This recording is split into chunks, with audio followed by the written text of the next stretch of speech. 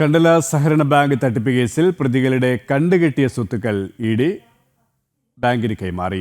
1 കോടി രൂപയുടെ സ്വത്തുവകകളായിരുന്നു ഇഡി കണ്ടുകെട്ടിയത്. CPI നേതാവും ബാങ്ക് മുൻ പ്രസിഡന്റുമായ N ബാസുരാംഗനും ഭാര്യയുമടക്കം 5 പേരാണ് കേസിലെ പ്രതികൾ.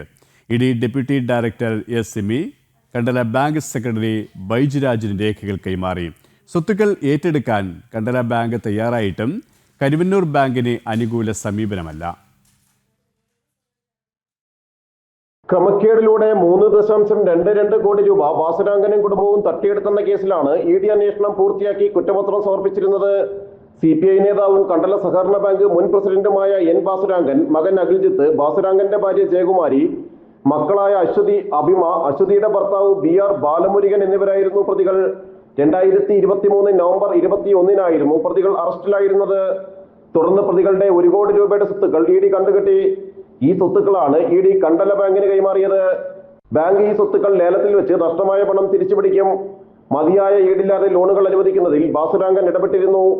2006-ൽ കോൺഗ്രസ് വിട്ട് CPI-യിലെത്തിയ ബാസുരാംഗൻ പല രാഷ്ട്രീയ ഉന്നതർക്ക് വേണ്ടിയും ഇടപെടലുകൾ നടത്തിയിട്ടുണ്ടെന്നും ഇഡി കണ്ടെത്തിയിരുന്നു. ചിട്ടി വായ്പയാക്കി മാറ്റിയും തട്ടിപ്പ് നടന്നിട്ടുണ്ട്. പല പേരുകളിൽ തുടങ്ങുന്ന ചിട്ടിപ്പണം മാറ്റിയെടുത്തിട്ടുള്ളത് ബിനാമി അക്കൗണ്ടുകളിലൂടെയാണ്. ബാസുരാംഗൻ സ്വന്തം പേരിലും കുടുംബാംഗങ്ങളുടെ പേരിലും 2,36,00,000 രൂപ വായ്പയെടുത്ത് പലിശ സഹിതം തിരിച്ചടക്കാനുണ്ട്. ഇഡിക്ക് വേണ്ടി പബ്ലിക് പ്രോസിക്യൂട്ടർ MJ സന്തോഷാണ് കോടതിയിൽ ഹാജരാകുന്നത്. ഇത്തരത്തിൽ കണ്ടുകെട്ടിയ സ്വത്തുക്കൾ ഇഡിയിൽ നിന്ന് കണ്ടല ബാങ്ക് ഏറ്റെടുക്കുമ്പോഴും ഇതേ രീതിയിൽ കണ്ടുകെട്ടിയ സ്വത്തുക്കൾ പണനഷ്ടമായ നിക്ഷേപകർക്ക് നൽകാൻ CPI നിയന്ത്രണത്തിലുള്ള കരുവന്നൂർ ബാങ്ക് ഒരുക്കമല്ല. ജനം, കൊച്ചി.